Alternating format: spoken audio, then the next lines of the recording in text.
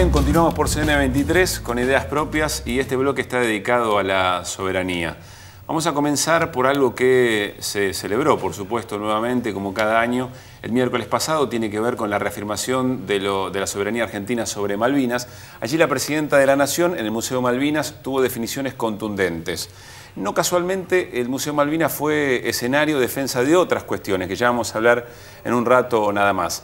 Pero se dio también en el contexto de un cruce muy fuerte entre el canciller argentino Héctor Timerman y el primer ministro británico David Cameron acerca de la defensa de la soberanía argentina de las Malvinas.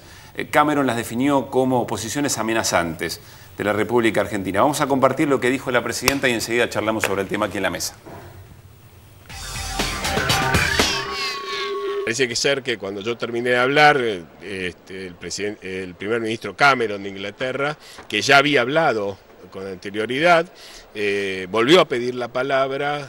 Yo ya me había retirado de la sala porque tenía una reunión y pidió la palabra y en una forma muy vehemente, tal vez enojado, en vez de entender que esto es un tema que ya hace más de 50 años que lo tratan las Naciones Unidas y que podría haber dicho, bueno, a ver de qué se trata, hablemos, en forma vehemente y tal vez actuando un poco de su posición, rechazó mis dichos. En este día de reafirmación de la soberanía, tenemos no solamente que reafirmar la soberanía de la integridad territorial, sino también la de la dignidad política de un país y de una sociedad que finalmente, haciéndose cargo de sus errores, de su pasado y de sus aciertos, está dispuesta con los que ocupan ilegalmente nuestras islas y explotan ilegalmente nuestros recursos naturales, con grave peligro también para el medio ambiente, convocarlos una vez más al diálogo en el marco del paraguas que marcan las resoluciones de Naciones Unidas. Hay que señalar también, después lo vamos a conversar, acerca del respaldo que le dio esa reunión entre CELAC y Unión Europea a la defensa, o por lo menos a que efectivamente esto se canalice a través del diálogo, tal cual lo señala las Naciones Unidas. Pero fue nuevamente un discurso muy importante de la presidenta en ese contexto, ¿verdad? Sí, ahí falta un pedacito, me parece que sí fue en ese mismo discurso que ella dijo, nuestra única arma es la palabra. Es decir, reafirmó la actitud, porque Cameron dijo que lo de Timerman había sonado amenazante o era amenazante, y ella contestó, no, qué amenazante. Nuestra única arma es la palabra, nosotros lo que queremos es que se cumpla con las resoluciones de Naciones Unidas, que ni siquiera dicen Argentina tiene razón, dice siéntense a dialogar y busquen una solución al tema, es decir, es una convocatoria a un diálogo que Inglaterra niega sistemáticamente, como ahí dijo la presidenta, durante más de 50 años, ¿no? Así que 50 años de decisiones de Naciones Unidas. Claro. De decisiones de Naciones Unidas. Bueno, pero creo que como en muchas otras cosas crecen los pronunciamientos globales. Lo que pasa que esto te lleva al tema de fondo, que alguna vez también Cristina planteó, que estas Naciones Unidas tienen un Consejo de Seguridad donde hay veto en cabeza de un número de países que invalidan las resoluciones de la Asamblea General. Entonces vos tenés la Asamblea General, que es el ámbito democrático, donde están todos los países de la Tierra, que tienen todos un voto, y donde deciden cosas como esta, o deciden la creación del Estado palestino, o otras cosas por el estilo, y luego Inglaterra, Estados Unidos, ¿verdad?, dice no. Y ese no equivale a que la resolución no se puede aplicar, porque tienen poder de veto. Sí, es una mirada de lo democrático un poco sesgada, ¿no? Sesgada. Restringida. Edgardo. Acá lo importante, además de lo que dijo la presidenta, por supuesto, es destacar que la coherencia y la persistencia en una política que exhorta al diálogo, a sentarse a negociar, va dando frutos en ámbitos plurales, importantes, que respaldan la postura argentina. Quizá el gran aporte del gobierno de Néstor Kirchner y Cristina Fernández de Kirchner en este sentido, ¿no? Lo que ha crecido efectivamente el respaldo internacional. No hay ámbito internacional donde esto no sea Y ratificado. ahí se planteó el tema de la soberanía sobre las Islas Malvinas y también estuvo presente el tema del respaldo para la negociación en torno de los fondos buitre, el establecimiento de nuevos marcos normativos. Yo recuerdo cuando invitamos a Jorge Tayana, que estuvo aquí con nosotros, nos cuenta esa anécdota acerca de la primera visita de Kirchner a Europa, pero a pocos meses de haber asumido, se cruza con Tony Blair y fuera de todo protocolo le toca la mano y le dice Malvinas. Claro. Eso marcaba una manera de defensa de la soberanía. Pero no es casual que la presidenta de la Nación, en el Museo Malvinas y defendiendo también la dignidad política y la soberanía, haya hecho mención sobre el tema fondos buitre. Lo hizo de esta manera, a partir de algunas novedades que se dieron también en torno al juez Griesa y compañía. Hace pocos días, y tal cual lo dijimos oportunamente, se cumplió lo que habíamos anunciado. Incorporaron a otros fondos buitres y hoy ya no son 1.600 millones de dólares. Hoy son 20.000 millones de dólares los que hay que pagar. Los que hay que pagar, dije, no los que vamos a pagar, porque vamos a sostener una y mil veces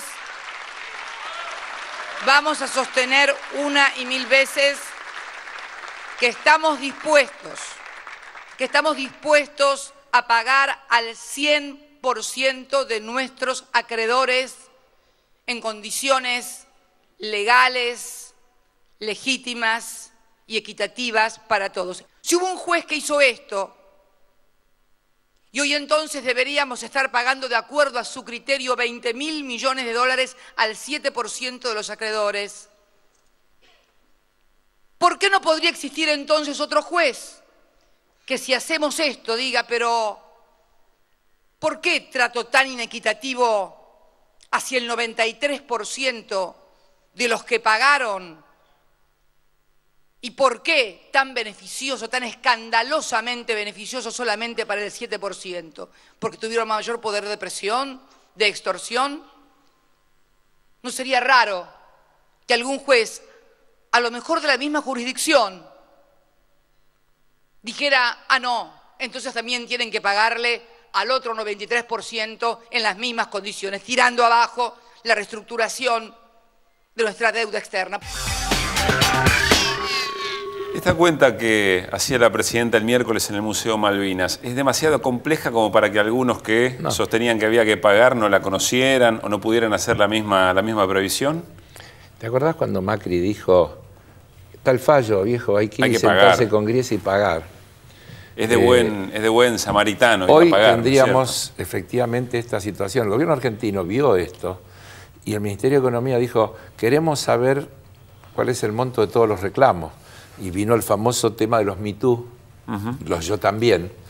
Y ahí aparece, cuando se junta todo ese paquete, Griesa dice, todos estos tienen el mismo derecho. Es decir, si Argentina hubiera convalidado aquel derecho original, hoy, como dice la presidenta, tendríamos que estar enfrentando la obligación de alrededor de 20.000 millones de dólares, que es más o menos la mitad de lo que le hemos pagado al otro 97%. Entonces, claro, digamos, para tener una idea de la magnitud del desbarajuste que hubiera significado aceptar ese fallo y del desbarajuste que es la pretensión que tiene ese fallo. ¿Hay una comprensión ciudadana respecto de semejantes absurdos que en algún momento parecen ser tomados como bandera por algún sector de la oposición al gobierno, pero que después, muy pronto, quedan efectivamente desestructurados? Yo creo que hay un crecimiento de la comprensión de la ciudadanía porque no es ajena a la opinión pública, a la acción política, ideológica de un gobierno, a los gestos de un gobierno y a la actuación en foros internacionales. Que este bloque es el bloque de la soberanía, aquí sí está planteado. ¿Qué es la soberanía? Y en términos generales y para un pueblo. Yo creo que es la integración territorial, como dice la presidenta, son los recursos económicos, muy particularmente los recursos naturales, y es su historia y su cultura. Y en este caso está en juego precisamente la integración territorial, que es Malvinas, que está muy incorporado en la conciencia del pueblo, y el tema de los fondos buitres, que es un despojo económico, que tiene que ver con la soberanía económica, y todo eso después entonces conforma la soberanía política. Lo de los fondos buitres, el otro elemento, porque Malvinas descuento, insisto, que está en la conciencia de nuestro pueblo desde niños, todos estamos educados en que eso es nuestro, y que hay un despojo colonial. Lo de los fondos buitres, luego de un primer periodo, yo diría de un mes, 2 o 3, cuando vino la agresión buitre y griesa, al poco tiempo la actitud firme, clara de la presidenta de la Nación, del país frente a los buitres, fue ganando la opinión pública. Y creo que eso se fue incrementando e incrementando. Los buitres, con sus, yo diría, cómplices locales y opinantes locales, han perdido la batalla ideológica y cultural. Y además la han perdido en el plano internacional a partir de la conducta del gobierno argentino y el hecho que en las Naciones Unidas avanzó este proyecto con el voto mayoritario de la mayoría de los países de pasar a regular este tema. Así que, francamente, yo creo que hay un avance importantísimo en la sociedad. Sí, hay avances importantísimos y yo quiero traer a cuento... ¿Qué trajo Edgardo hoy? Sí, siempre uno trae algo para sostener algún argumento. En este caso un título de La Nación de hoy, que de alguna manera tiene que ver con esta actitud que vulnera la soberanía de los países. Título: más largo que nunca el brazo de la justicia norteamericana ahora es global. Claro. Es decir, que tienen una ley que les permite entrar en cualquier lugar, no solo con armas del Pentágono, sino también con la justicia. Yo creo que lo de Griesa no es cosa de un viejo decrépito, sino que es parte de la política del imperio. Pero a lo que habla Edgardo es la ley Rico. La ley Rico es una ley que define el sentido del imperio, porque recién Juan Carlos muy bien explicaba lo que es soberanía. Y una vez cuando dice imperio o imperialismo, también es bueno decir que vos fíjate, Estados Unidos aprueba por su parlamento una ley que le da derecho a actuar extraterritorialmente, que extiende los brazos de la justicia de Estados Unidos al mundo entero. Lo vimos decir, en el caso FIFA y lo hemos charlado. Claro, bueno, ¿no? Quisiera que revisemos aquel programa, cuánto de lo que dijimos aquella noche que estaba detrás de ese tema, es decir, y lo cual no quería decir que no había corrupción y todo lo demás, pero lo que se movía atrás tenía que ver con ese brazo. Y este comentario tiene que ver con lo mismo. De pronto sale Obama diciendo queremos transparencia en la FIFA. Es decir, vos dirás, ¿por qué no? Bueno, ni siquiera el fútbol es un deporte que interesa en los Estados Unidos. Está claro que hay un trasfondo de otro tipo, pero esencialmente este título es eso. También esta semana, o la pasada, trataron la reforma de la ley patriótica, que les daba derecho a espiar. Han espiado a Angela Merkel, a Dilma Rousseff, al presidente de Francia. Intervenir todo tipo de comunicaciones. Claro. Y ahora, ¿sabés lo que hicieron? Recortaron eso para decir que solo van a espiar a los que ellos consideran que son peligrosos desde el punto de vista de la seguridad de los Estados Unidos. Una definición que se arrogan también para... También ellos para definir, bueno, como los llevó a decir que Venezuela era un peligro para la seguridad nacional de Estados Unidos, etcétera, etcétera, etcétera. Recuerdo también aquella noche, aquel programa donde nos explicabas que el tema de la fuga de divisas y el lavado de dinero era uno de los temas más importantes para un país. Sé que hay novedades importantes en la comisión bicameral que vos integrás y también tenés un viaje en esta semana. Estamos hablando de la comisión bicameral del lavado, para analizar qué tan sistémico es el lavado de divisas y la fuga, ¿no? Sí. Nosotros queríamos citar aquí a Falciani, y Falciani no puede venir porque está con un pedido de captura. Hervé Falciani es el que obtuvo los datos y que arrepentió el delito. El arrepentido del HSBC, que viola la ley suiza. Para los suizos el secreto bancario es una de las leyes más importantes. Entonces la violación del secreto que él hace al dar a conocer estos datos es grave y por lo tanto tiene la captura recomendada, digamos. Entonces hemos conseguido, porque esta semana también va a concurrir al Parlamento francés, a una comisión bicameral o no sé si unicameral, pero en el propio Parlamento francés, que también está investigando estas mismas cosas que nosotros. Y además se suma una segunda persona, una arrepentida del UBS, pero que también vamos a tomar la Unión de Bancos Suizos. La Unión de Bancos Suizos. Pero mira, creo que esto es una perlita, porque no le voy a dejar a él solo traer perlita. En el sitio web de banca privada del HSBC dice: los inversores deben tener en cuenta que estos productos pueden ser altamente especulativos y por lo tanto no ser adecuados para todos los clientes. Esto es la página oficial, ¿eh? Algunos riesgos a tener en cuenta: falta de liquidez, volatilidad de la rentabilidad, prohibiciones y o restricciones para transferir los intereses que devenga la inversión, ausencia de información respecto a los valores y precios, demoras en los reportes impositivos, transparencia limitada o inexistente en inversiones subyacentes, regulaciones limitadas o inexistentes y menos regulaciones y mayores comisiones que en fondos de inversión. Aquellos países en los que el liderazgo político es inestable o bien en donde las autoridades ejercen una fuerte influencia en los mercados, las inversiones pueden estar sujetas a mayor volatilidad. El riesgo político incluye controles de cambio que pueden perturbar la eficiencia de los mercados financieros. Página oficial del sitio web de banca privada del HSBC. Es decir, aquellos países donde el Estado interviene, cuidado muchachos, porque acá se pueden quedar al descubierto. Es una confesión. Se lo avisa, sin dudas. les avisa, miren que hay riesgo. Ajá. Interesante, ¿no?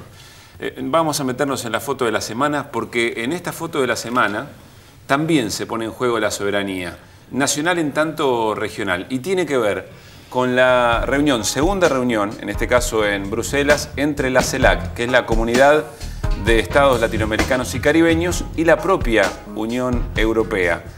Con eso que dice el GRAF, críticas a las sanciones de Estados Unidos a Venezuela, en tanto no formaron parte, no acompañaron, desde lo que se ha afirmado, no acompañaron aquellas denuncias como amenaza nacional que recién mencionaba Carlos, Estados Unidos había hecho sobre Venezuela, pero también saludando y refrendando los nuevos vínculos con Cuba, es decir, recuperar efectivamente los vínculos con la revolución cubana. Y aquí también me parece, Juan Carlos, que hay un hecho de soberanía en términos de lo que significa la CELAC y ni más ni menos la Unión Europea con estos temas tan sensibles, ¿no?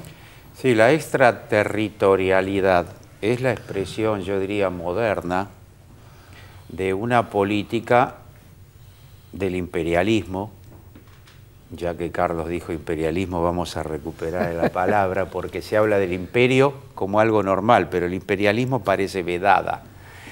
En realidad, cuando Monroe dice a principios del 19 América para los americanos, está diciendo... Para los norteamericanos. Para los norteamericanos, en realidad... Bueno, pero ahí está la trampa. Sí. Y quiero decirle que muchos que no deberían, que defienden soberanía, o es su trabajo, siguen repitiendo eso, claro, hablando de los estadounidenses como ahí americanos. Genera la doctrina del garrote que la aplicaron desde entonces. La extraterritorialidad es la modernización, la actualización. En otras épocas no había extraterritorialidad. Iban e invadían e intervenían directamente en los pueblos del continente en forma militar o generaban dictaduras, ¿no es cierto? Ahora, la foto creo que marca claramente que están retrocediendo desde el punto de vista de la opinión pública mundial, y no solo de la opinión pública mundial, sino de gobiernos, no solo de nuestro continente, en donde ya vienen en retroceso y no pueden imponer sus estatutos coloniales,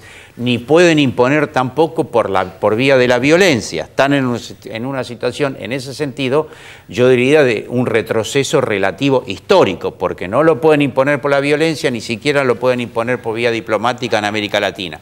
Pero ahora, la novedad en todo caso es que también en Europa se resisten a una política, yo diría, agresiva hacia un gobierno constitucional y democrático como es el gobierno de Venezuela, porque ellos lo transforman en un demonio, pero en definitiva es un gobierno democrático y constitucional. Evidentemente su política imperialista tiene grandes dificultades. Sí, y además tal vez podríamos reflexionar, porque la Unión Europea no es ninguna cosa maravillosa. No, es el capitalismo. Es el capitalismo salvaje en toda su expresión, que en todo caso tiene áreas de competencia con los Estados Unidos, pero no mucho más. Para mí la foto es la CELAC. Si se quiere negociar cosas comerciales con la región, hay que tomar definiciones políticas como esta. Porque a ellos les importa, entonces tenemos que ir al pie. Así es. porque creo que acá hay un hecho de gran trascendencia, es decir, la CELAC, el valor de la integración integrada, que es toda la América sin Estados Unidos y Canadá, América del Sur, Central, el Caribe, todo. A diferencia de la OEA, ¿no? Sí, sí, claro. Todo llega hasta México, incluido, y de ahí para arriba no. Va y les dice, muchachos, si ustedes quieren tratar con nosotros temas comerciales, también se tienen que expedir en los temas políticos. Nosotros queremos condenar esto, esto, esto y esto. Vos fíjate que Cameron hace ese planteo y sin embargo en la resolución final el tema Malvinas es recogido. Es decir, que hay una nueva cosa y eso sale de la fortaleza de la posición soberana de los países de la CELAC. Este es el contexto donde la Presidenta de la Nación también a comienzo de semana dice: hay que atender la regulación y la intervención del Estado para que el comercio de alimentos no quede en manos de la especulación, cosa que pasó un tanto desapercibido también. Después se quedó en el tema de los índices de pobreza, que fue aclarado por el ministro de Economía. Pero la Presidenta hizo una intervención en ese sentido, en este mismo contexto que ustedes están valorando. Hay otro aspecto de la reunión entre la Unión Europea y la CELAC y tiene que ver con un posible acuerdo que se viene trabajando hace años entre el Mercosur y la Unión Europea de libre comercio. Entiendo que allí la posición argentina y la de Brasil son las que más freno la están poniendo. Pienso en lo que decía Juan Carlos, en aquello de que hemos ganado algo de conciencia. Uno escucha en estos tiempos libre comercio y ya se le emparan las antenas, por lo menos, ¿no? Para prestarle un poco más de atención. Libre comercio para nuestra región significaría volver a la primarización, porque ellos nos estarían permitiendo colocar nuestros productos primarios en sus mercados a cambio de que nosotros les permitamos colocar sus productos industriales en los nuestros. Están todos los manuales de nuestra historia, ¿no? Entonces, Argentina es la que tiene la postura más firme dentro del Mercosur, seguramente Venezuela debe tener la misma, pero Brasil, que es el gran socio en ese espacio, respeta, y la Presidenta de Brasil lo ha dicho estos días, muchísimo la postura argentina. Yo creo que Brasil está más dispuesto a avanzar porque tiene una posición más fuerte también y más de volumen, etcétera, pero no lo quiere hacer sin Argentina, y por eso salió a aclarar Dilma, porque estos días apareció Uruguay diciendo que se podría cortar solo, y la idea de que Brasil acompañaría a Uruguay en ese día y que quedaría Argentina aislada. No es así. Argentina y Brasil son el eje, el corazón de esa construcción, y creo que eso está priorizado. Me imagino que algo de eso se debe haber hablado en la reunión, que también no trascendió nada, de Lula con Cristina antes del encuentro con el Papa. Fue un titulito en los diarios, pero estuvieron 2 horas reunidos, creo que en Roma, solitos y sin testigos y sin comentarios de lo tratado.